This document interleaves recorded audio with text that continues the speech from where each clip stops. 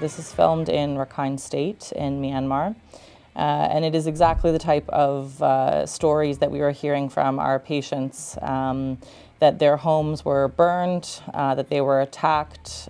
We had one patient who told us actually that she was told, "I don't care where you go, but this country isn't for you anymore and you have to leave."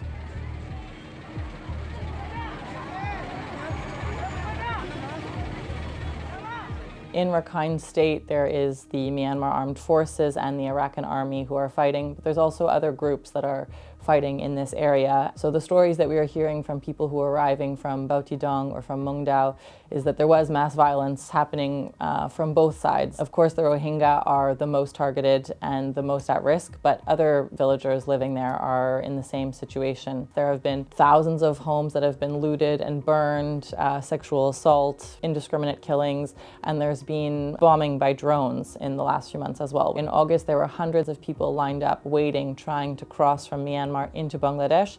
This whole area was targeted by drone bombings, killing hundreds during that time.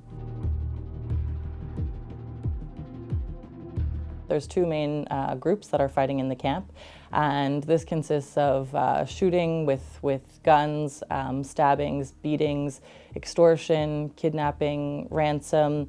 There's violence every single day in the camps now. So our Rohingya colleagues, like everyone who's living in the camp, are exposed daily to all forms of violence, and not only physical violence, but also psychological violence through threats of extortion, threats of kidnapping, threats of being sent back to Myanmar, and it's a daily reality.